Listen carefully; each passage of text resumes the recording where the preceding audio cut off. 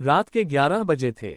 पूरा शहर रोशनी से जगमगा रहा था, लेकिन मीरा शर्मा के छोटे से कमरे में सिर्फ एक टेबल लैंप जल रहा था।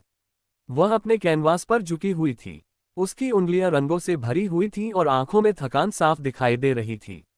पिछले 3 दिनों से वह लगभग लगातार काम कर रही थी। 2 महीने बाद जयपुर में एक बड़ी आर्ट प्रदर्शनी होने वाली थी और उसे हर हाल में वहां अपनी पेंटिंग भेजनी थी। उसके लिए ये सिर्फ एक प्रदर्शनी नहीं थी, यह उसके सपनों और उसके परिवार के भविष्य के बीच का पुल था। मीरा ने ब्रश नीचे रखा और कुछ कदम पीछे हटकर अपनी पेंटिंग को देखने लगी। कैनवास पर एक लड़की बनी हुई थी जो आग की लपटों के बीच खड़ी थी। उसके चेहरे पर डर नहीं था, सिर्फ जिद थी। मीरा हल्का सा मुस्कुराए, उसे यह पेंटिंग पसंद आई थी। उसी समय उसका फोन बजा। स्क्रीन पर उसकी सबसे अच्छी दोस्त निशा का नाम चमक रहा था। मीरा ने कॉल उठाए। निशा लगभग चिल्लाती हुई बोली, मीरा तू अभी भी जाग रही है? मीरा हंस पड़ी, और क्या करूं, कल तक पेंटिंग पूरी करनी है। निशा कुछ सेकंड चुप रही, फिर उसने कहा, तुझे पता है शहर में कौन आया है? मीरा ने अनमने ढंग से पूछा। कौन? निशा की आवाज अचानक धीमी हो गई। आर्यन सिंह राठौड़। मीरा का हाथ वहीं रुक गया। नाम सुनते ही कमरे की हवा जैसे भारी हो गई। उसने कई बार यह नाम सुना था। देश के सबसे अमीर बिजनेस परिवारों में से एक। खतरनाक, रहस्यमयी और बेहद शक्तिशाली। अखबारों में उसकी तस्वीरें अक्सर छपती रहती थीं। कभी किसी बिजनेस डील के लिए, कभी किसी विवाद के लिए, और कभी किसी ऐसे हादसे के लिए जिसकी सच्चाई कभी सामने नहीं आती थी। निशा बोलती रही, कहते हैं उसने यहाँ कोई बहुत बड़ा प्रोजेक्ट शुरू किया है। मीरा ने कंधे उचकाए। तो मुझे क्या? निशा हंस पड़ी। कुछ नहीं, बस बता रही थी। वैसे उसकी तस्वीर देखी है, बंदा खतरनाक हैंडसम है। मीरा ने फोन काटने से पहले सिर्फ इतना कहा, मुझे पेंटिंग पूरी करनी है। बाय। कॉल खत्म होते ही कमरा फिर शांत हो गया। लेकिन पता नहीं क्यों उस नाम ने उसके मन में एक अजीब सी बेचैनी छोड़ दी थी। आर्यन सिंह राठौड़। उसे खुद नहीं पता था कि यह नाम उसे इतना असहज क्यों कर रहा था। उसी समय शहर के सबसे महंगे होटल की 25वीं मंजिल पर एक आदमी कांच की दीवार के सामने खड़ा था। उसके हाथ में विस्की का गिलास था। काली शर्ट, तीखी आंखें, चेहरे पर कोई भाव नहीं। वह आर्यन सिंह राठौड़ था। उसके पीछे उसका निजी सहायक कबीर खड़ा था। सर, हमारी टीम ने सारी जमीनों की फाइलें तैयार कर ली हैं। आर्यन ने खिड़की से बाहर देखते हुए पूछा। शर्मा फाइल? कबीर थोड़ा चौंका। उसने तुरंत एक फोल्डर आगे बढ़ाया। आर्यन ने फाइल खोली। अंदर एक पुरानी तस्वीर रखी थी। तस्वीर में एक आदमी था, रघुवीर शर्मा, मीरा का पिता। आर्यन की आंखों में अचानक ठंडक उतर आई। उसने तस्वीर को कुछ सेकंड तक देखा, फिर धीरे से बोला, आखिरकार 20 साल बाद अब हिसाब बराबर होगा। कबीर कुछ समझ नहीं पाया, लेकिन उसने सवाल पूछने की गलती नहीं की, क्योंकि वह जानता था कि जब आर्यन इस आवाज में बात करता है तो उसके दिमाग में कोई खतरनाक योजना चल रही होती है। आर्यन ने फाइल बंद कर दी, फिर कहा, शर्मा परिवार की हर जानकारी चाहिए, हर छोटी बड़ी बात। कबीर ने सिर हिलाया। जी सर। आर्यन ने आखिरी बार तस्वीर को देखा, और उसकी आंखों में एक ऐसा गुस्सा चमका जो शायद वर्षों से दबा हुआ था। उसे नहीं पता था कि जिस परिवार से वह बदला लेने जा रहा है, उस परिवार की बेटी उसकी जिंदगी को हमेशा के लिए बदलने वाली थी। अगली सुबह मीरा अपनी पेंटिंग लेकर कॉलेज पहुंची। आज फाइनल चयन होना था। जिसकी पेंटिंग चुनी जाती, उसे जयपुर प्रदर्शनी में जगह मिलती। हॉल में दर्जनों छात्र मौजूद थे। हर कोई तनाव में था। मीरा भी थी, लेकिन उसने खुद को शांत रखने की कोशिश की। करीब 1 घंटे बाद परिणाम घोषित हुए। जैसे ही उसका नाम पुकारा गया, उसे विश्वास ही नहीं हुआ। उसकी पेंटिंग चुन ली गई थी। उसकी आंखों में खुशी छलक आई। कई महीनों की मेहनत आखिर सफल हो गई थी। निशा उसे गले लगाकर उछलने लगी। लेकिन उसी समय हॉल के बाहर अचानक हलचल मच गई। कुछ लोग तेजी से अंदर आए। उनके पीछे कई सुरक्षा गार्ड थे, और फिर पूरा हॉल एकदम शांत हो गया। एक लंबा आदमी अंदर आया। काली शर्ट, ठंडी आंखें, अजीब सा रौब। मीरा ने उसे पहली बार देखा, लेकिन फिर भी उसे लगा जैसे उसने इन आंखों को कहीं देखा हो। वह आर्यन सिंह राठौड़ था, और उसकी नज़र सीधे मीरा पर आकर रुक गई। जैसे वह उसे पहचानता हो, जैसे वह उसे वर्षों से ढूंढ रहा हो। और उसी क्षण कहानी शुरू हुई। हॉल में सन्नाटा ऐसा था जैसे किसी ने हवा भी रोक दी हो। मीरा की सांस थोड़ी तेज हो गई थी। वह समझ नहीं पा रही थी कि यह आदमी उसके सामने इस तरह क्यों देख रहा है।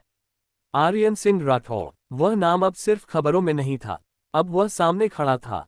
उसकी आंखें मीरा पर ऐसे टिकी थीं जैसे वह कोई अनजान इंसान नहीं हो, जैसे कोई पुरानी याद हो। लेकिन मीरा उसे जानती नहीं थी, या शायद जानना चाहती भी नहीं थी। निशा ने धीरे से उसके कान में कहा, "ये सच में वही है?" मीरा ने हल्की आवाज में पूछा। "कौन?" निशा ने घबराकर कहा, "आर्यन सिंह राठौड़।" मीरा का दिल एक पल को रुक गया। अब वह समझ गई थी कि सब लोग इतने शांत क्यों हो गए थे। आर्यन ने कुछ कदम आगे बढ़ाए। उसके साथ 2 सिक्योरिटी गार्ड थे। उसने बिना किसी को देखे सीधे प्रोफेसर की तरफ देखा। प्रोफेसर थोड़े घबरा गए। "सर, आप यहाँ?" आर्यन ने शांत आवाज में कहा, "ये प्रदर्शनी मैं स्पॉन्सर कर रहा हूँ, और आज की चयनित पेंटिंग्स मैं खुद देखना चाहता हूँ।" उसकी आवाज में ताकत थी, ऐसी ताकत जो सवाल नहीं सुनती थी। प्रोफेसर ने तुरंत सिर हिला दिया। "जी बिल्कुल सर।" हॉल में सभी छात्रों की सांसें अटकी हुई थीं। आर्यन धीरे धीरे उन पेंटिंग्स के पास जाने लगा। हर पेंटिंग को देख रहा था, लेकिन उसका ध्यान कहीं और था, मीरा की तरफ। वह धीरे धीरे उसके सामने आकर रुक गया। कुछ सेकंड तक कोई कुछ नहीं बोला। फिर उसने मीरा की पेंटिंग की तरफ देखा, वह लड़की जो आग में खड़ी थी। आर्यन की आंखें थोड़ी सिकुड़ गईं। "ये पेंटिंग किसकी है?" प्रोफेसर ने कहा। "मीरा शर्मा की।" आर्यन ने पहली बार मीरा को सीधे देखा। उसकी नज़र ठंडी थी, बहुत ठंडी, जैसे किसी पुराने जख्म पर हाथ रख दिया गया हो। मीरा ने नजरें नहीं झुकाईं। यह उसकी आदत नहीं थी। आर्यन ने धीमे से कहा, "तुम्हें आग पसंद है?" मीरा को यह सवाल अजीब लगा। उसने जवाब दिया, "ये सिर्फ एक आर्ट है।" आर्यन हल्का सा मुस्कुराया, लेकिन उसकी मुस्कान में गर्मी नहीं थी। फिर उसने कहा, "आर्ट नहीं, यादें होती हैं, और कुछ यादें जला देती हैं।" कमरे में एक अजीब तनाव फैल गया। मीरा को लगा जैसे यह आदमी उससे कुछ कहना चाहता है, लेकिन सीधे नहीं कह रहा। आर्यन ने पेंटिंग से नजर हटाई और मीरा को देखा। "तुम्हारा नाम मीरा शर्मा है?" मीरा ने कहा। "जी।" आर्यन कुछ सेकंड चुप रहा। फिर उसने सिर्फ इतना कहा, "नाम याद रखना मुश्किल नहीं होगा।" और वह आगे बढ़ गया, जैसे वह बातचीत खत्म कर चुका हो। लेकिन मीरा वहीं खड़ी रही। उसके शब्द उसके दिमाग में घूम रहे थे। नाम याद रखना मुश्किल नहीं होगा। इसका मतलब क्या था? शाम को मीरा घर लौट आए। छोटा सा घर, पुराना लेकिन साफ। उसकी माँ रसोई में थी। मीरा चुपचाप अपने कमरे में चली गई, लेकिन उसके दिमाग में वही चेहरा घूम रहा था, आर्यन सिंह राठौड़, और उसकी ठंडी आंखें। दूसरी तरफ, शहर के टॉप होटल में, आर्यन अपने कमरे में अकेला बैठा था। उसके सामने वही फाइल रखी थी, शर्मा परिवार। उसने पन्ने पलटे, मीरा शर्मा। आखिरी पेज पर उसकी फोटो थी। आर्यन ने फोटो को देखा, कुछ सेकंड तक बिल्कुल चुप रहा। फिर उसने धीरे से कहा, "तुम्हें पता भी नहीं है तुम किस खेल में आ चुकी हो।" कबीर कमरे में आया। "सर, आगे क्या करना है?" आर्यन ने बिना देखे कहा। "उसकी जिंदगी में आ जाओ, धीरे से, ताकि उसे पता भी न चले।" कबीर थोड़ा चौंका। "सर, आप?" आर्यन ने उसे रोक दिया। "और एक बात, उसकी नज़र कभी मुझसे दूर नहीं होनी चाहिए, कभी भी नहीं।" कहानी अब वहां पहुंच चुकी थी जहां 2 अजनबी एक दूसरे की जिंदगी की सबसे बड़ी गलती बनने वाले थे, और अभी शुरुआत भी नहीं हुई थी। रात गहरी हो चुकी थी। मीरा अपने कमरे में बैठी थी, लेकिन उसका ध्यान कहीं नहीं लग रहा था। उसने ड्राइंग टेबल पर रखी अपनी पेंटिंग को देखा। वो लड़की जो आग के बीच खड़ी थी, आज उस पेंटिंग को देखकर उसे पहले जैसा सुकून नहीं मिल रहा था। कुछ बदल गया था, शायद वह नहीं, उसके आसपास की हवा। उसने ब्रश उठाया लेकिन फिर रख दिया। मन भारी था। उसी समय उसका फोन फिर बजा। निशा का नाम स्क्रीन पर था। मीरा ने कॉल उठाया। निशा की आवाज जल्दी में थी। "तू ठीक है?" मीरा ने कहा। "हाँ, क्यों?" निशा बोली। "आज उस आदमी ने तुझसे बात की थी ना?" मीरा चुप हो गई। निशा ने आगे कहा, "लोग कहते हैं वो किसी को भी यूं ही नोटिस नहीं करता। अगर उसने तुझे देखा है तो इसका मतलब कुछ तो है।" मीरा ने थोड़ी सख्ती से कहा, "मुझे इससे कोई फर्क नहीं पड़ता।" निशा हंस पड़ी। "तुझे फर्क नहीं पड़ता या तू मानना नहीं चाहती?" मीरा ने फोन हल्का सा दबाया। "बस कर," और कॉल काट दिया। कमरा फिर से शांत हो गया, लेकिन इस बार वह शांति पहले जैसी नहीं थी। उसी शहर के दूसरे हिस्से में आर्यन एक बड़ी मीटिंग में बैठा था। बिजनेस पार्टनर्स सामने थे। प्रोजेक्ट की फाइलें खुली थीं, लेकिन आर्यन का ध्यान कहीं और था। एक आदमी ने पूछा, "सर, इस जमीन पर हम मॉल बना सकते हैं?" आर्यन ने बिना देखे कहा, "नहीं।" कमरा रुक गया। दूसरा आदमी बोला, "तो फिर क्या?" आर्यन ने पहली बार सामने देखा और कहा, "वह जमीन मुझे चाहिए, बस।" कोई सवाल नहीं, कोई कारण नहीं। मीटिंग खत्म हो गई, सब लोग बाहर निकल गए, लेकिन कबीर वहीं रुका रहा। सर, आप शर्मा परिवार के केस को लेकर बहुत आगे जा रहे हैं। आर्यन ने उसे ठंडी नजर से देखा। तुम्हें लगता है मैं बिना वजह कुछ कर रहा हूं? कबीर चुप हो गया। आर्यन ने धीरे से कहा, 20 साल पहले जो हुआ था उसका हिसाब अब खत्म होगा। कबीर ने हिम्मत करके पूछा, और अगर उसमें कोई गलती हुई हो? आर्यन की आंखें थोड़ी सख्त हो गईं। उसने कहा, मेरे पास गलती की जगह नहीं है। या तो सच होगा या खत्म होगा। दूसरी तरफ मीरा अपने घर के बाहर निकल आई थी। उसने हवा में लंबी सांस ली, लेकिन उसका मन शांत नहीं था, जैसे कोई अनजाना डर उसके अंदर बैठ गया हो। अगले दिन कॉलेज में हलचल थी। एक बड़ा प्रोजेक्ट शुरू होने वाला था और उसमें बाहरी स्पॉन्सर शामिल होने वाले थे। जैसे ही मीरा हॉल में पहुंची, उसने देखा आर्यन पहले से वहां मौजूद था। वह सामने बैठा था, सबके बीच, लेकिन उसकी नज़र सिर्फ एक जगह थी। मीरा, प्रोफेसर ने कहा, आज से हमारे नए प्रोजेक्ट को राठौड़ ग्रुप सपोर्ट करेगा और श्री आर्यन सिंह राठौड़ खुद इसे देखेंगे। तालियां बजीं, लेकिन मीरा के लिए सब आवाजें दूर लग रही थीं। आर्यन ने धीरे से कहा, मीरा शर्मा, तुम्हें ये प्रोजेक्ट लीड करना है। पूरा हॉल चुप हो गया। मीरा ने हैरानी से कहा, मैं? आर्यन ने सिर हिलाया। हाँ, क्योंकि मुझे तुम्हारी सोच चाहिए, तुम्हारी आर्ट और तुम्हारा फोकस। मीरा समझ नहीं पा रही थी, ये सब अचानक क्यों? उसने पूछा, आप मुझे क्यों चुन रहे हैं? आर्यन कुछ सेकंड चुप रहा, फिर उसने बहुत धीमी आवाज में कहा, क्योंकि तुम वही हो जिसकी मुझे जरूरत है। लेकिन वह ये नहीं बता रहा था किस चीज के लिए। उसके शब्दों में कुछ ऐसा था जो सच भी लग रहा था और डरावना भी। मीरा को पहली बार लगा, ये सिर्फ एक प्रोजेक्ट नहीं है, कुछ और शुरू हो चुका है और वह उसके बीच में फंस चुकी है। आर्यन ने फाइल बंद की और कहा, कल से काम शुरू करो और एक बात याद रखना, तुम मना नहीं कर सकती। वह उठकर चला गया। पीछे सिर्फ सवाल रह गए, मीरा के अंदर, और एक अनदेखा तूफान जो धीरे धीरे बड़ा होने वाला था। रात बहुत शांत थी, लेकिन मीरा के अंदर शांति नाम की कोई चीज नहीं बची थी। वह अपने कमरे में बैठी थी और आर्यन की कही हुई बातें बार बार उसके दिमाग में घूम रही थीं। तुम मना नहीं कर सकती। ये कोई रिक्वेस्ट नहीं थी, ये एक आदेश था। उसने अपनी माँ को आवाज दी। माँ रसोई से बाहर आई। हाँ बेटा, मीरा ने हल्की आवाज में पूछा, मुझे राठौड़ ग्रुप के बारे में कुछ पता है क्या? उसकी माँ एक पल के लिए रुक गईं। उनके चेहरे पर एक अजीब सी चिंता आ गई। क्यों पूछ रही हो? मीरा ने ध्यान से देखा। बस ऐसे ही, माँ ने धीरे से कहा। ये लोग बहुत बड़े लोग हैं बेटा, इनसे दूर रहना ही ठीक होता है। मीरा ने पूछा, क्यों? माँ ने जवाब देने से पहले लंबी सांस ली। कुछ बातें होती हैं जिनका जवाब हमेशा साफ नहीं मिलता, और कुछ नाम ऐसे होते हैं जिनसे पुरानी यादें जुड़ी होती हैं। मीरा ने ध्यान से देखा, लेकिन माँ ने आगे कुछ नहीं कहा और कमरे से चली गईं। मीरा वहीं बैठी रही। अब उसका शक और बढ़ गया था। हर कोई कुछ छुपा रहा था और वह अकेली थी जिसे कुछ नहीं पता था। अगले दिन कॉलेज में प्रोजेक्ट शुरू होने वाला था। हॉल पहले से ज्यादा भरा हुआ था। कैमरे लगे थे, मीडिया भी आ चुकी थी। मीरा अंदर पहुंची तो सबकी नजरें उसी पर थीं। लेकिन इस बार सिर्फ उसकी कला की वजह से नहीं, बल्कि आर्यन की वजह से। वह पहले से वहां मौजूद था। काले कपड़े, सीधा बैठा हुआ, आंखों में वही ठंडापन, जैसे किसी चीज का इंतजार हो। मीरा उसके सामने जाकर खड़ी हुई। उसने शांत रहने की कोशिश की और पूछा, आपने मुझे ही क्यों चुना? आर्यन ने उसकी तरफ देखा। कुछ सेकंड तक कुछ नहीं कहा, फिर बोला, क्योंकि तुम भागती नहीं हो। मीरा ने तुरंत कहा, यह कोई कारण नहीं है। आर्यन ने हल्की सी मुस्कान दी, मेरे लिए है। कमरा फिर से शांत हो गया। आर्यन ने आगे कहा, इस प्रोजेक्ट का नाम होगा फीनिक्स प्रोजेक्ट। मीरा ने पूछा, इसका मतलब? आर्यन ने कहा, जो जलकर फिर से उठता है और जो राख में बदल जाता है, दोनों। मीरा को यह जवाब अच्छा नहीं लगा। उसने कहा, आपकी बातें हमेशा अधूरी क्यों लगती हैं? आर्यन ने उसकी आंखों में देखा और बहुत धीमी आवाज में कहा, क्योंकि सच हमेशा पूरा नहीं बताया जाता। मीरा कुछ कहना चाहती थी, लेकिन शब्द नहीं निकले। प्रोजेक्ट शुरू हो गया। मीरा को टीम लीड बनाया गया और आर्यन हर मीटिंग में मौजूद था, लेकिन वह कभी ज्यादा नहीं बोलता था, बस देखता था, जैसे वह किसी चीज को पढ़ रहा हो, न कि सुन रहा हो।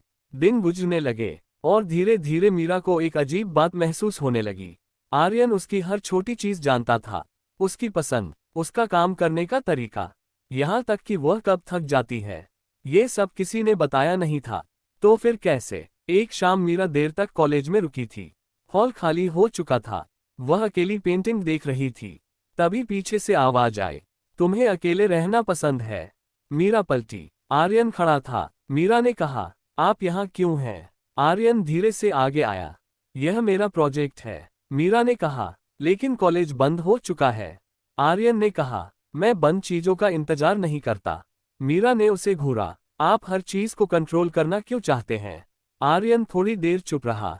फिर उसने कहा, क्योंकि मैंने एक बार कंट्रोल खो दिया था, और जो हुआ उसके बाद मैं दोबारा गलती नहीं कर सकता। मीरा ने धीरे से पूछा, क्या हुआ था? आर्यन ने उसकी तरफ देखा। उसकी आंखों में पहली बार कुछ अलग था। गुस्सा नहीं, दर्द था, लेकिन वह तुरंत गायब हो गया। उसने कहा, तुम्हें जानने की जरूरत नहीं है। और वह मुड़ गया, लेकिन मीरा वहीं खड़ी रह गई। अब उसके मन में सिर्फ एक सवाल था, यह आदमी कौन है और वह उससे क्या चाहता है? उसी रात आर्यन अपने ऑफिस में बैठा था।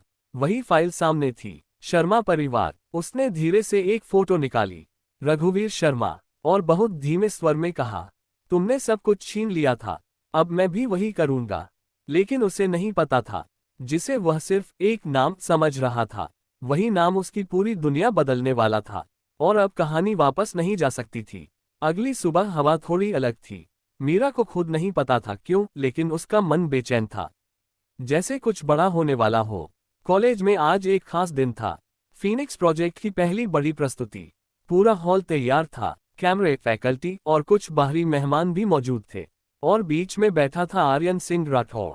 वही शांत चेहरा, वही ठंडी नजर, लेकिन आज उसमें पहले से ज्यादा गहराई थी। मीरा स्टेज पर आए। उसके हाथ हल्के कांप रहे थे, लेकिन उसने खुद को संभाला। उसने अपनी प्रेजेंटेशन शुरू की। उसकी आवाज साफ थी, उसकी सोच मजबूत थी। वह बोलती गई और धीरे धीरे पूरा हॉल उसकी बातों में डूब गया।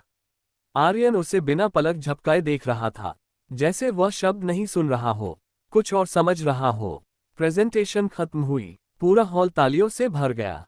प्रोफेसर मुस्कुराए, सब खुश थे, लेकिन आर्यन अभी भी चुप था। मीरा की नजर उसके ऊपर गई।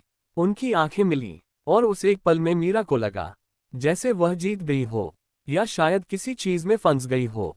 आर्यन धीरे से उठा। सब शांत हो गए। वह स्टेज के पास आया। उसने मीरा की तरफ देखा और कहा, तुम अच्छी हो। मीरा ने हल्की राहत महसूस की, लेकिन अगला ही वाक्य सब बदल गया। आर्यन ने कहा, बहुत अच्छी, लेकिन ये तुम्हारी कहानी नहीं है। मीरा ने तुरंत कहा, क्या मतलब? आर्यन ने एक कदम आगे बढ़ाया, और उसकी आवाज धीमी हो गई। फीनिक्स प्रोजेक्ट का नाम मैंने इसलिए रखा था, क्योंकि मुझे राख चाहिए थी, सिर्फ कला नहीं। मीरा का चेहरा बदल गया। आप क्या कह रहे हैं? आर्यन ने पहली बार उसकी आंखों में सीधे देखा, और कहा, तुम्हारे पिता रघुवीर शर्मा इस प्रोजेक्ट का हिस्सा नहीं थे, वो इसका कारण थे। पूरा हॉल जैसे जम गया। मीरा के कानों में सिर्फ एक नाम गूंज रहा था, उसके पिता। वह धीरे से बोली, आप मेरे पिता को क्यों बीच में ला रहे हैं? आर्यन की आंखें और ठंडी हो गईं, क्योंकि उन्हीं की वजह से मेरी जिंदगी खत्म हुई थी। मीरा पीछे हट गई। ये झूठ है। आर्यन ने तुरंत जवाब नहीं दिया। उसने बस फाइल निकाली और एक फोटो दिखाया, पुरानी, धुंधली, लेकिन पहचानने लायक। मीरा के पिता, और उसके साथ एक और आदमी, जिसका चेहरा अधूरा था। आर्यन ने कहा, 20 साल पहले एक हादसा नहीं था, वह प्लान था, और उसमें तुम्हारा परिवार शामिल था। मीरा की सांस रुक गई। उसने कहा, आप पागल हैं, मेरे पिता ऐसा नहीं कर सकते। आर्यन ने बहुत शांत आवाज में कहा, तुम्हें सच पता ही नहीं है, और मैं अब तुम्हें दिखाऊंगा। मीरा की आंखों में आंसू और गुस्सा दोनों थे। उसने कहा, आप मुझे इस्तेमाल कर रहे थे। आर्यन ने पहली बार थोड़ा रुककर उसे देखा, और कहा, हाँ, शुरू में, लेकिन अब नहीं। अब तुम सिर्फ एक नाम नहीं हो, तुम मेरी सबसे बड़ी गलती हो, या सबसे बड़ी सच्चाई। वह मुड़ा और चला गया। हॉल में सन्नाटा रह गया। मीरा अकेली खड़ी थी। उसके हाथ ठंडे हो चुके थे, और पहली बार उसे लगा, जिस इंसान से वह डर रही थी, वही इंसान उसकी पूरी दुनिया का जवाब हो सकता है, या उसकी सबसे बड़ी तबाही। उस रात बारिश शुरू हो गई। मीरा अकेली खिड़की के पास बैठी थी, और बाहर गिरती हर बूंद उसे तोड़ रही थी। उसी समय आर्यन अपने ऑफिस में खड़ा था। वह खिड़की से बारिश देख रहा था। कबीर पीछे खड़ा था। सर, आपने सब सामने क्यों बता दिया? आर्यन ने कहा। अब देर नहीं कर सकता। कबीर ने पूछा, अगर वह टूट गई तो? आर्यन की आंखों में पहली बार हल्की सी हलचल आई और उसने कहा, या तो टूटेगी या फिर मुझे तोड़ देगी। कैमरा दोनों पर ठहर गया। एक तरफ सवालों में डूबी हुई लड़की, दूसरी तरफ अपने ही अतीत में कैद आदमी, और बीच में एक ऐसा सच जो अभी पूरी तरह सामने आना बाकी था। बारिश अभी भी रुकने का नाम नहीं ले रही थी। मीरा खिड़की के पास बैठी थी, लेकिन उसकी नजर बाहर नहीं थी। उसका दिमाग उस एक ही वाक्य में फंसा हुआ था, तुम्हारे पिता इस प्रोजेक्ट का कारण थे। हर बार जब वह आंखें बंद करती, उसे अपने पिता का चेहरा दिखता। एक शांत, साधारण इंसान, जो कभी ऊंची आवाज में बात नहीं करता था, जो हर शाम घर जल्दी आता था। ऐसा इंसान किसी की जिंदगी बर्बाद कैसे कर सकता है? मीरा ने सिर पकड़ लिया। नहीं, ये सच नहीं हो सकता। लेकिन फिर भी आर्यन की आंखें उसके दिमाग में घूम रही थीं। वो आंखें झूठ नहीं लग रही थीं। उसी समय दरवाजे पर दस्तक हुई। मीरा ने जल्दी से आंसू पोंछे। माँ अंदर आईं। उन्होंने मीरा को देखा और तुरंत समझ गईं कि कुछ गड़बड़ है। क्या हुआ बेटा? मीरा ने जवाब नहीं दिया। माँ उसके पास बैठ गईं। धीरे से बोली, तुम खुद को अकेला क्यों कर रही हो? मीरा की आवाज टूट रही थी। माँ, अगर कोई आपको आपके अपने पिता के बारे में कुछ ऐसा बताए जो आप कभी सोच भी नहीं सकते, तो क्या करें? माँ का चेहरा थोड़ी देर के लिए सख्त हो गया। फिर उन्होंने धीरे से कहा, सच हमेशा वही नहीं होता जो सुनाया जाता है, लेकिन झूठ भी हमेशा आसान नहीं होता। मीरा ने पूछा, अगर सब कुछ झूठ हो तो? माँ ने उसकी तरफ देखा। तो फिर किसी को उसे साबित करना पड़ता है। कमरा फिर शांत हो गया, लेकिन मीरा के अंदर तूफान और तेज हो गया। उसी रात आर्यन अपने ऑफिस में अकेला बैठा था। टेबल पर वही पुरानी फाइल खुली थी, शर्मा परिवार, लेकिन इस बार एक नया पन्ना जुड़ा था। एक रिपोर्ट, 20 साल पुरानी घटना की। आर्यन की उंगलियां उस कागज पर रुकी हुई थीं। उसके चेहरे पर वही ठंडक थी, लेकिन आंखों में कुछ और था। थकान नहीं, शायद इंतजार। कबीर कमरे में आया। सर, आर्यन ने बिना देखे कहा। बोलो। कबीर थोड़ा झिझका। मीरा शर्मा अब टीम से हटने की बात कर रही है। आर्यन के हाथ रुक गए। पहली बार उसकी नजर कागज से उठी। क्यों? कबीर ने कहा। वो कह रही है उससे ये प्रोजेक्ट नहीं करना। आर्यन खड़ा हो गया, धीरे से खिड़की की तरफ गया। बारिश अभी भी हो रही थी, और फिर उसने बहुत शांत आवाज में कहा, उसे रोकना होगा। कबीर ने पूछा, कैसे? आर्यन ने कहा, सच दिखाकर। कबीर चुप हो गया, क्योंकि उसे पता था, आर्यन जब सच कहता है तो उसका मतलब हमेशा आसान नहीं होता। दूसरी तरफ मीरा अगले दिन कॉलेज नहीं गई। वो घर में बंद थी, न पेंटिंग कर रही थी, न फोन उठा रही थी, बस बैठी थी, खाली। लेकिन उसके दिमाग में एक ही चीज चल रही थी, अगर मेरे पिता दोषी नहीं थे, तो फिर असली गुनहगार कौन है? और आर्यन क्यों इतना निश्चित है? उसी शाम दरवाजे पर फिर दस्तक हुई। इस बार मीरा ने जल्दी दरवाजा खोला, और वह रुक गई। आर्यन सामने खड़ा था, भीगा हुआ नहीं, लेकिन उसकी मौजूदगी बारिश जैसी भारी थी। मीरा ने कहा, आप यहाँ क्यों आए हैं? आर्यन ने उसे देखा और बहुत शांत आवाज में कहा, तुम भाग रही हो। मीरा ने तुरंत जवाब दिया, मैंने कोई गलती नहीं की। आर्यन थोड़ा आगे आया, गलती तुम्हारे पिता ने भी नहीं की थी, इसलिए मैं तुम्हें सच दिखाने आया हूँ। मीरा की सांस अटक गई।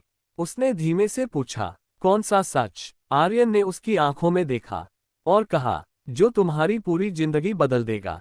कमरा फिर से उसी सन्नाटे में चला गया, जहां से कहानी अब और गहरी होने वाली थी। मीरा दरवाजे पर ही खड़ी रह गई।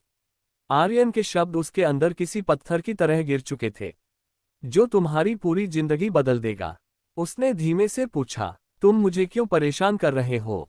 आर्यन ने बिना झिझक कहा, मैं परेशान नहीं कर रहा, मैं खत्म नहीं होने दे रहा।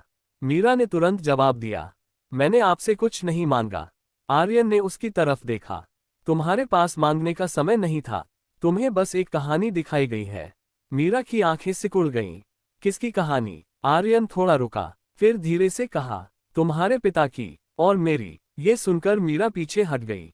तुम पागल हो, मेरे पिता और आप, इसका कोई मतलब नहीं बनता।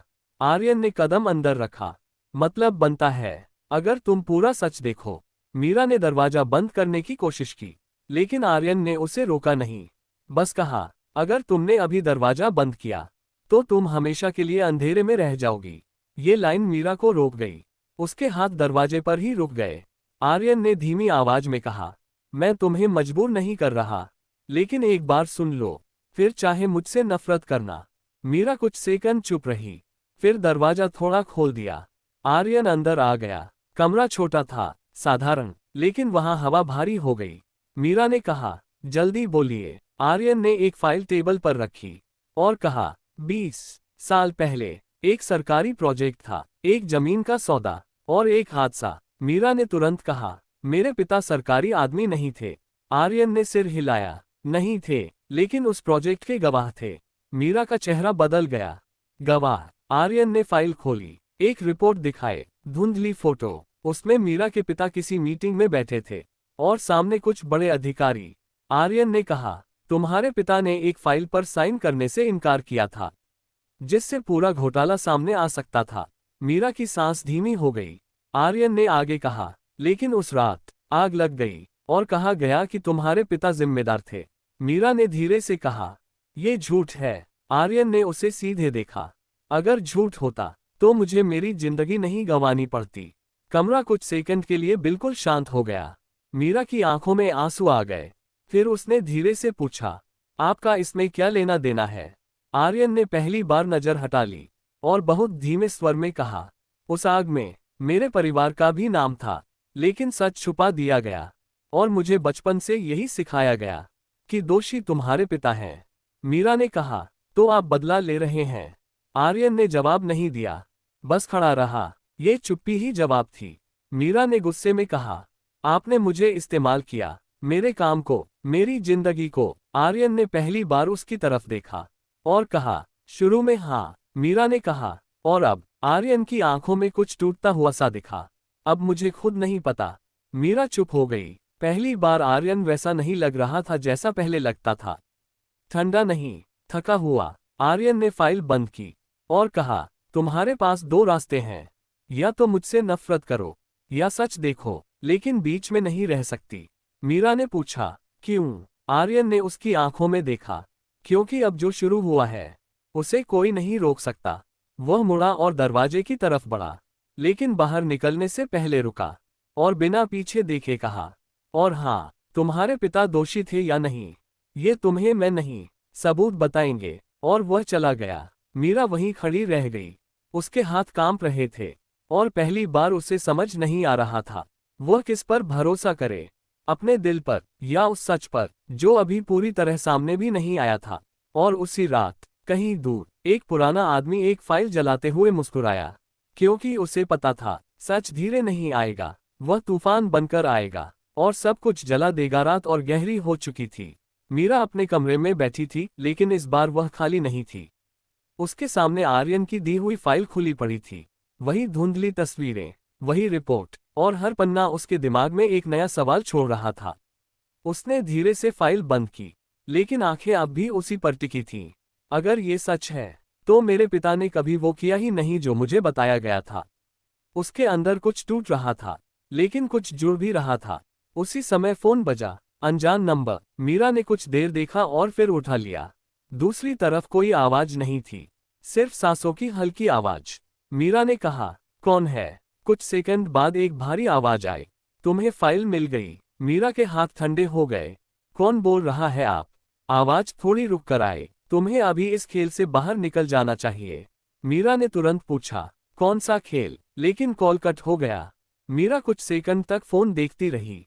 उसका दिल तेज धड़क रहा था। अब ये सिर्फ आर्यन की बात नहीं थी, कोई और भी था जो नहीं चाहता था कि वह सच जाने।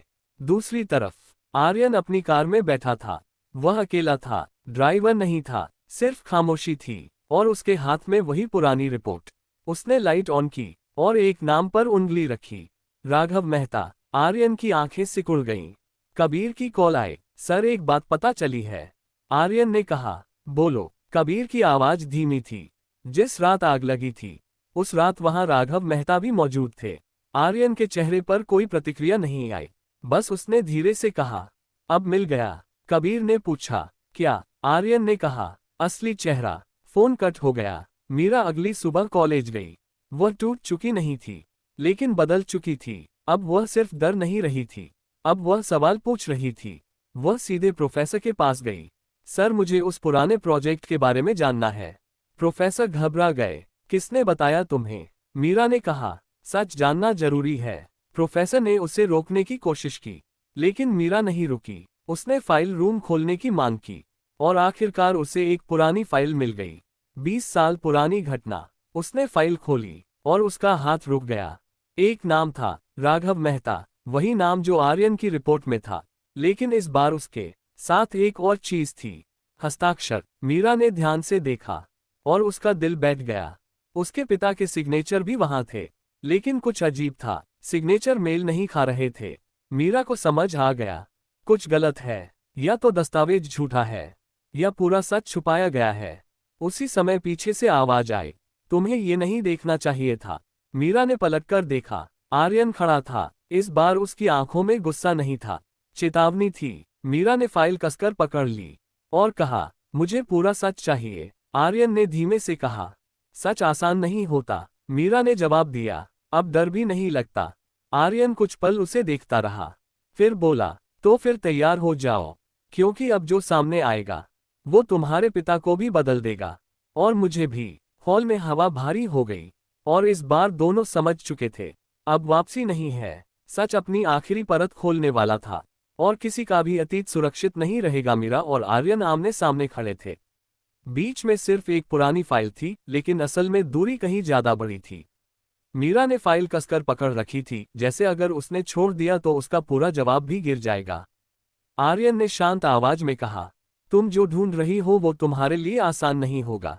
मीरा ने तुरंत जवाब दिया, मुझे आसान चीजें नहीं चाहिए, मुझे सच चाहिए। आर्यन की नज़र थोड़ी देर के लिए उसकी आंखों में ठहर गई। फिर उसने धीमे से कहा, सच मिल जाए तो तुम सब कुछ खो सकती हो। मीरा ने बिना झिझक कहा, मैं पहले ही खो चुकी हूं, अब सिर्फ जानना बाकी है। ये सुनकर आर्यन चुप हो गया।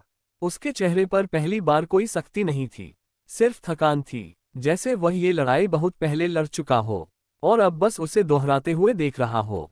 उसने धीरे से कहा, ठीक है, फिर तैयार रहो, और वह आगे बढ़ गया। मीरा ने उसे रोका, तुम हमेशा ऐसे क्यों बात करते हो जैसे तुम पहले से सब कुछ देख चुके हो। आर्यन रुका, लेकिन पीछे नहीं मुड़ा, क्योंकि मैंने देख लिया है, और वही चीज मुझे यहाँ तक लाई है। मीरा ने पूछा, क्या देखा था तुमने? इस बार आर्यन मुड़ा, और उसकी आंखें बहुत भारी थीं। आग के बाद जो बचा था वो मैं था, और सच नहीं। मीरा कुछ पल चुप रही, फिर धीमे से कहा, मुझे दिखाओ। आर्यन ने उसे एक लंबी नजर से देखा, और फिर बोला, आज रात, और चला गया। कॉलेज में दिन बाकी था, लेकिन मीरा का मन कहीं और था। उसके अंदर अब डर नहीं था, अब एक अजीब सी बेचैनी थी, जैसे वह किसी ऐसे दरवाजे के सामने खड़ी हो जिसे खोलने के बाद वापस बंद नहीं किया जा सकता। शाम होते होते मीरा उसी जगह पहुंच गई जहां आर्यन ने बुलाया था। शहर के बाहर एक पुराना बंद ऑफिस। बारिश फिर शुरू हो चुकी थी, बिल्डिंग अधूरी और टूटी हुई लग रही थी। मीरा अंदर गई। अंदर अंधेरा था, बस एक कमरे में हल्की रोशनी थी, और वहां आर्यन खड़ा था। इस बार वह अकेला नहीं था, कबीर भी मौजूद था। मीरा ने पूछा, ये जगह क्या है? आर्यन ने कहा, यहीं से सब शुरू हुआ था। वह उसे एक पुराने कमरे में ले गया। दीवारों पर पुरानी फाइलें लगी थीं, तस्वीरें, रिपोर्ट, और कुछ जले हुए दस्तावेज। मीरा का दिल तेज हो गया। आर्यन ने एक तस्वीर उठाई और दीवार पर लगा दी। उसमें 3 लोग थे, मीरा के पिता, राघव मेहता, और एक तीसरा आदमी जिसका चेहरा धुंधला था। आर्यन ने कहा, ये वही रात थी? मीरा ने धीरे से पूछा, क्या हुआ था उस रात? आर्यन ने कुछ सेकंड तक तस्वीर देखी, फिर बोला, एक फाइल थी जिसमें बड़े नाम थे, अगर वो खुल जाती तो बहुत लोग खत्म हो जाते। तुम्हारे पिता ने उसे रोकने की कोशिश की। मीरा ने तुरंत कहा, मेरे पिता कभी गलत काम नहीं कर सकते। आर्यन ने उसकी तरफ देखा और कहा, मैं भी यही सोचता था। मीरा की सांस अटक गई।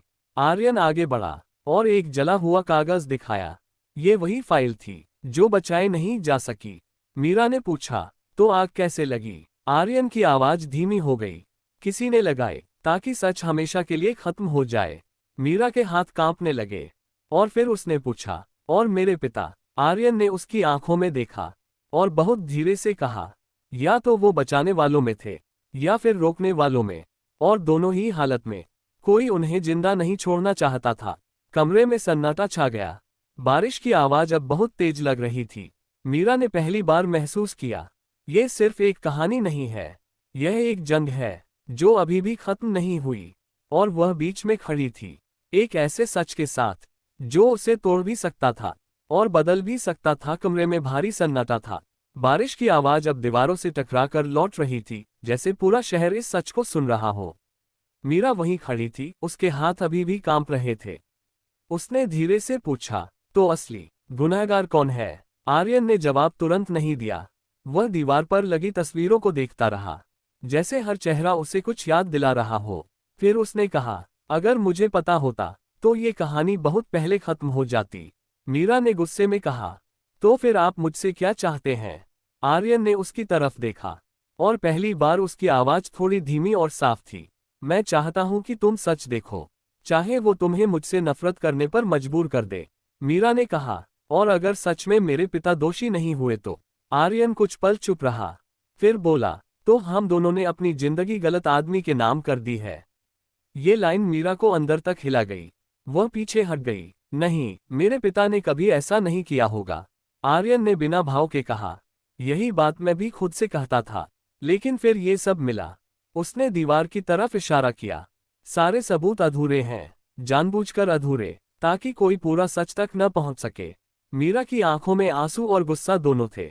तो आप मुझे क्यों दिखा रहे हैं ये सब? आर्यन ने उसकी तरफ देखा। क्योंकि तुम अब इससे बाहर नहीं हो। मीरा ने तुरंत कहा, मैं इस खेल का हिस्सा नहीं हूं।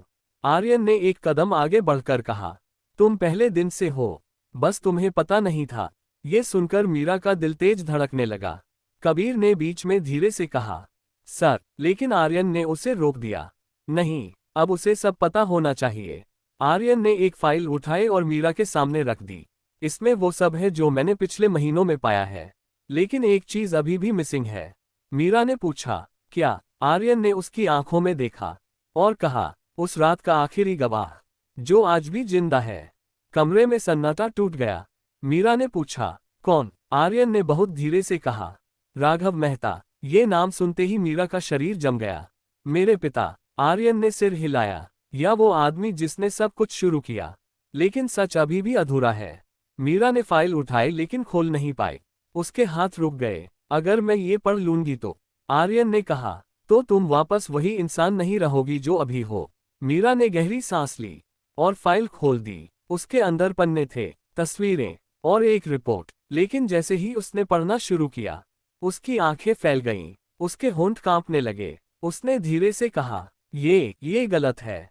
आर्यन ने पूछा, क्या देखा तुमने? मीरा ने उसकी तरफ देखा और उसकी आवाज टूट गई। इसमें लिखा है कि मेरे पिता ने नहीं, बल्कि किसी और ने आग लगाई थी। आर्यन ने पूछा, कौन? मीरा ने फाइल का पन्ना पलटा और उसका चेहरा सफेद पड़ गया, क्योंकि उस नाम के सामने आर्यन सिंह राठौड़ लिखा था। कमरे में हवा जैसे रुक गई। आर्यन ने कोई प्रतिक्रिया नहीं दी, बस मीरा को देखता रहा। और पहली बार उसकी आंखों में डर नहीं था, बल्कि एक ऐसा सच था जिसे वह खुद भी पूरी तरह स्वीकार नहीं कर पाया था। और वहीं से कहानी ने अपना असली चेहरा दिखाना शुरू किया। कमरे में अब कोई आवाज नहीं थी, सिर्फ बारिश की टप टप और दीवार पर टंगी पुरानी तस्वीरों की ठंडी निगाहें। मीरा के हाथ में वही फाइल थी और उस फाइल के आखिरी पन्ने पर लिखा नाम उसके दिमाग में बार बार टकरा रहा था, आर्यन सिंह राठौड़। वो एक कदम पीछे हट गई। नहीं, ये नहीं हो सकता। उसकी आवाज कमजोर थी, लेकिन गुस्सा उसमें अभी भी था। आर्यन वहीं खड़ा था, ना आगे बढ़ा ना पीछे गया, बस उसे देख रहा था, जैसे वह जानता हो कि यह पलाना ही था। मीरा ने फाइल टेबल पर फेंक दी। तुम झूठ बोल रहे हो, तुम मुझे फंसा रहे हो। आर्यन की आवाज बहुत शांत थी। अगर मैं तुम्हें फंसाना चाहता तो सच दिखाता ही नहीं। ये लाइन मीरा को रोक गई, लेकिन उसका मन अभी भी मानने को तैयार नहीं था। उसने कहा, तुम्हारा नाम इसमें कैसे आ सकता है? आर्यन ने एक लंबी सांस ली और पहली बार उसकी आवाज में हल्की दरार आई, क्योंकि उस रात मैं वहां था। कमरे में ठंडक और बढ़ गई। मीरा ने धीरे से पूछा, तुम वहां थे? आर्यन ने सिर हिलाया। हाँ, और यही सबसे बड़ी समस्या है। कबीर पीछे खड़ा था। वह कुछ बोलना चाहता था लेकिन चुप रहा। मीरा ने पूछा, तुमने आग लगाई? आर्यन ने तुरंत जवाब नहीं दिया। उसने दीवार पर लगी तस्वीर देखी और फिर बोला, मुझे याद नहीं। ये जवाब मीरा के लिए और खतरनाक था। क्या मतलब याद नहीं? आर्यन ने उसकी तरफ देखा। उस रात के बाद जो हुआ, उसने मेरी यादें भी बदल दी। मीरा कुछ सेकंड चुप रही, फिर फुसफुसाए, ये कोई फिल्म नहीं है। आर्यन ने हल्की सी हंसी छोड़ी। नहीं है, यही समस्या है। ये फिल्म नहीं है, ये सच है, जो आधा मिटा दिया गया। मीरा ने कहा, तो तुम मुझसे क्या चाहते हो? आर्यन आगे आया और बहुत धीरे से बोला, मैं चाहता हूं कि तुम मुझे याद दिलाओ। कमरा जैसे रुक गया। मीरा ने कहा, मैं तुम्हें क्यों याद दिलाऊंगी? आर्यन ने कहा, क्योंकि उस रात तुम्हारे पिता अकेले नहीं थे। मीरा का दिल तेज हो गया। तुम क्या कह रहे हो?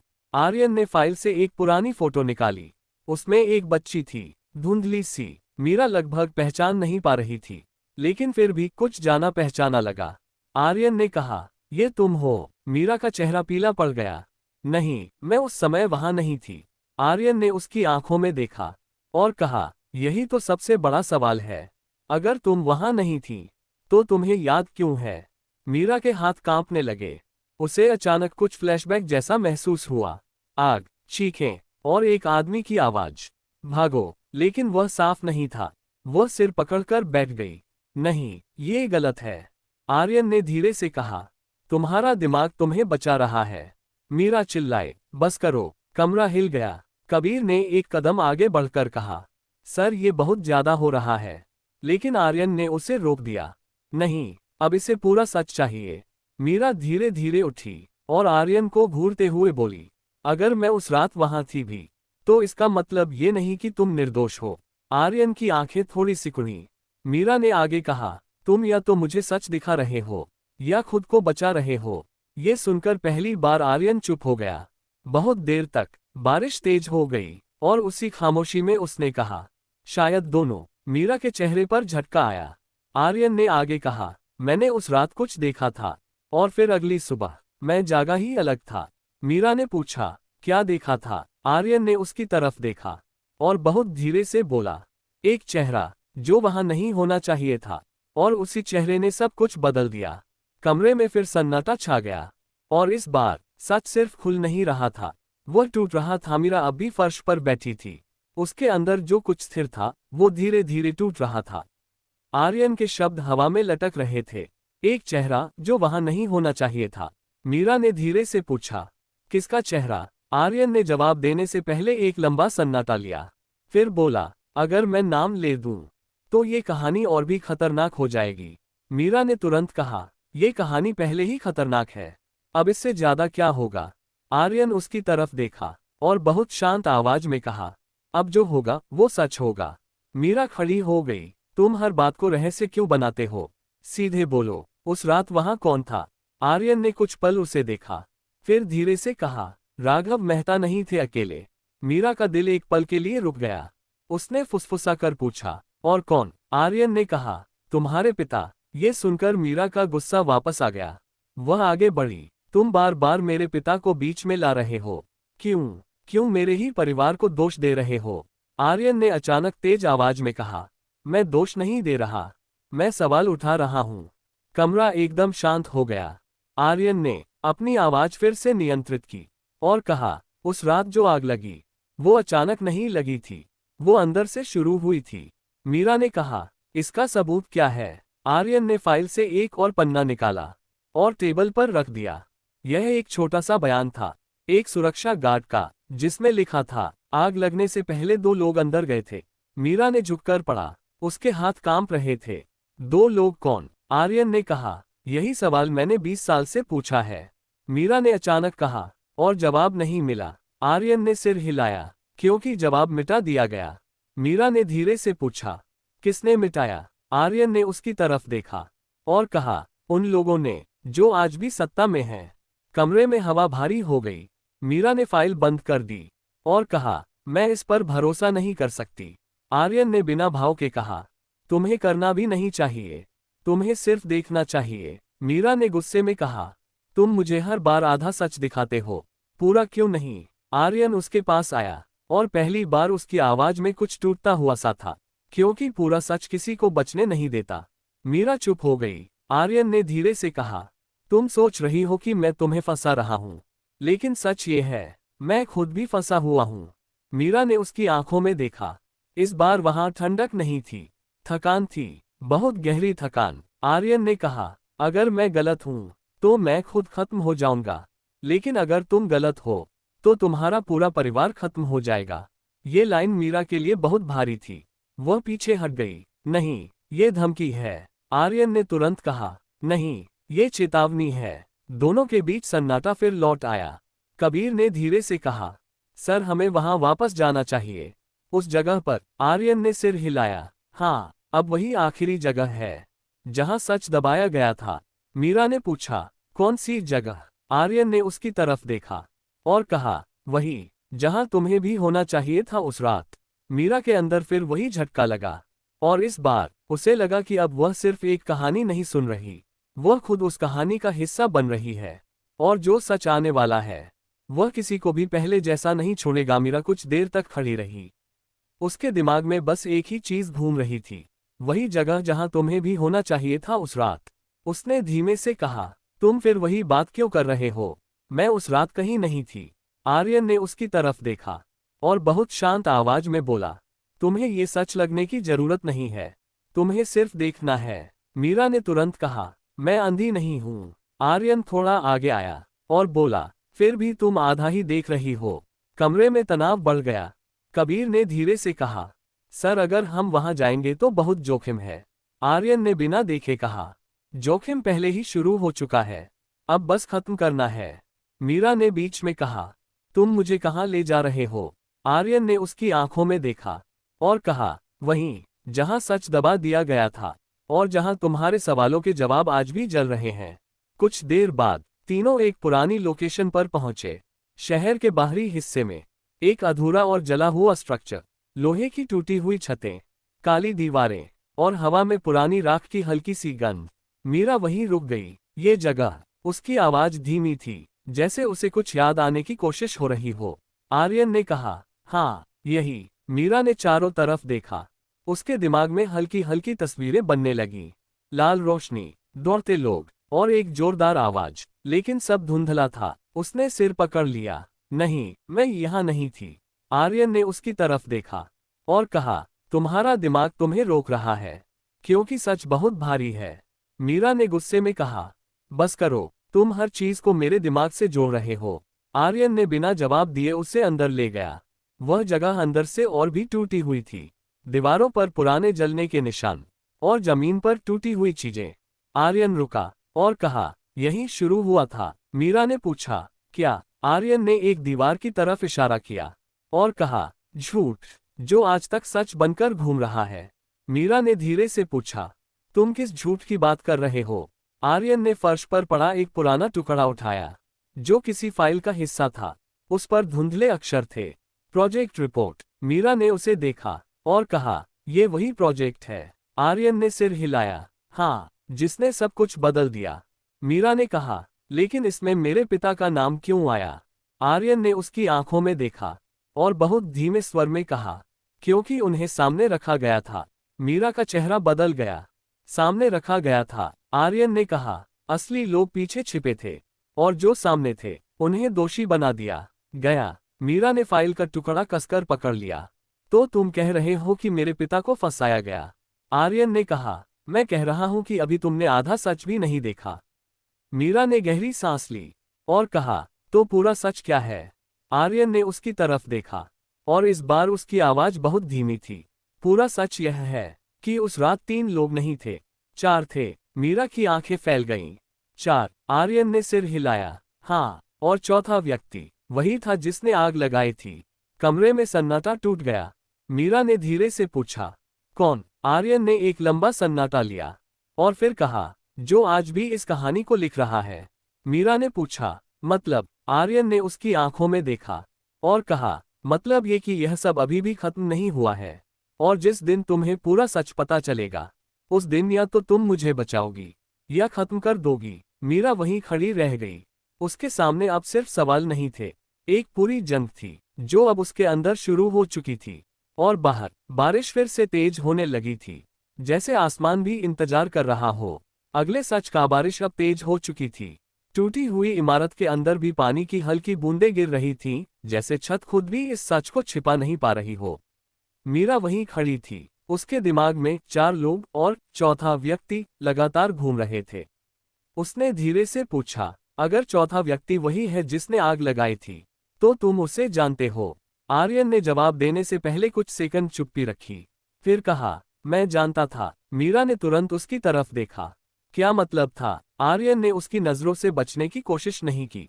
इस बार वह सीधे खड़ा था और उसकी आवाज साफ थी। मतलब ये कि उस रात के बाद मैं उसे पहचान सकता था, लेकिन मुझे यकीन नहीं था। मीरा ने कहा, और अब? आर्यन ने बहुत धीमे स्वर में कहा, अब यकीन है। कबीर ने बीच में धीरे से कहा, सर हमें ये नाम अभी नहीं बोलना चाहिए। आर्यन ने उसे रोका नहीं, लेकिन उसकी नज़र भारी हो गई। मीरा ने पूछा, तुम मुझसे कुछ छुपा रहे हो? आर्यन ने कहा, नहीं, मैं समय बचा रहा हूं। मीरा ने गुस्से में कहा, तुम हर बार यही कहते हो, समय, सच, साबित, लेकिन कोई भी साफ बात नहीं। आर्यन ने एक कदम आगे बढ़कर कहा, क्योंकि साफ बात सबसे खतरनाक होती है। मीरा पीछे नहीं हटी। इस बार वह डर नहीं रही थी, बस टूट रही थी, लेकिन फिर भी खड़ी थी। उसने कहा, मुझे नाम चाहिए। अगर तुम सच में मुझे शामिल मानते हो तो मुझे सब कुछ बताओ। आर्यन ने उसे देखा और कुछ पल बाद कहा, ठीक है, लेकिन इसके बाद वापसी नहीं होगी। मीरा ने तुरंत कहा, मुझे फर्क नहीं पड़ता। आर्यन ने गहरी सांस ली और कहा, राघव मेहता। मीरा का दिल एक बार फिर से गिर गया। फिर उसने कहा, नहीं, ये वही नाम है जो पहले भी आया था। आर्यन ने सिर हिलाया, नहीं, इस बार कहानी अलग है। मीरा ने पूछा, कैसे? आर्यन ने एक जली हुई लकड़ी उठाई और दीवार की तरफ देखा। उसने कहा, उस रात राघव मेहता सिर्फ गवाह नहीं थे, वो प्लान का हिस्सा थे। मीरा ने तुरंत कहा, झूठ। आर्यन ने आवाज ऊंची नहीं की, बस कहा, तुम्हें सबूत चाहिए था ना? मीरा चुप हो गई। आर्यन ने अपनी जेब से एक छोटा रिकॉर्डिंग डिवाइस निकाला और उसे ऑन किया। कमरे में हल्की आवाज गूंजने लगी। पुरानी रिकॉर्डिंग, एक आदमी की आवाज, अगर ये फाइल बाहर गई तो सब खत्म हो जाएगा। दूसरी आवाज, उसे रोकना होगा, चाहे जो भी करना पड़े। मीरा की सांस तेज हो गई। आर्यन ने रिकॉर्डिंग बंद कर दी और कहा, ये उसी रात की बातचीत है। मीरा ने फुसफुसाकर पूछा, ये किसकी आवाज थी? आर्यन ने बहुत धीरे से कहा, तुम्हारे पिता की और राघव मेहता की। कमरे में सन्नाटा गिर पड़ा। मीरा की आंखों में पानी आ गया, लेकिन इस बार वह रो नहीं रही थी, वह समझने की कोशिश कर रही थी। उसने धीमे से कहा, तो फिर असली गुनहगार कौन है? आर्यन ने उसकी तरफ देखा और पहली बार उसकी आवाज टूट गई। मुझे नहीं पता, लेकिन जो भी है, वो आज भी बाहर है और हमें देख रहा है। कबीर ने अचानक कहा, सर हमें यहाँ से निकलना चाहिए, ये जगह सुरक्षित नहीं है। लेकिन तब तक बाहर एक धीमी सी आवाज आई, जैसे कोई कदम, फिर दूसरा। मीरा ने पलटकर देखा और दरवाजे पर एक परछाई खड़ी थी, लंबी, स्थिर और बहुत शांत। आर्यन ने धीरे से कहा, हम देर कर चुके हैं। मीरा का दिल तेज हो गया और उस एक पल में उसे समझ आ गया, सच सिर्फ खोजा नहीं जाता, कभी कभी वह खुद तुम्हें खोज लेता है। दरवाजे पर खड़ी परछाई बिल्कुल हिली नहीं, ना कोई जल्दी, ना कोई घबराहट, सिर्फ एक ठंडा सा भरोसा, जैसे उसे पहले से पता था कि सब यही खत्म होगा। मीरा पीछे हट गई, उसकी सांसें तेज थीं। कौन है? उसकी आवाज बहुत हल्की निकली। आर्यन ने एक कदम आगे रखा, उसकी आंखें उस परछाई पर टिकी थीं। फिर उसने धीमे से कहा, तुम्हें यहाँ नहीं आना चाहिए था। परछाई ने जवाब नहीं दिया, बस धीरे धीरे अंदर कदम रखा। अब चेहरा साफ दिख रहा था, एक अधेड़ उम्र का आदमी, शांत चेहरा, लेकिन आंखों में कुछ ऐसा था जो किसी को भी असहज कर दे। कबीर ने तुरंत फुसफुसाया, सर, ये वही है। आर्यन की जबड़ा सख्त हो गया। हाँ, यही है। मीरा ने दोनों को देखा। तुम लोग किसकी बात कर रहे हो? आर्यन ने बिना उसकी तरफ देखे कहा, चौथा आदमी, जिसका नाम हमने सालों से मिटाया हुआ समझा था।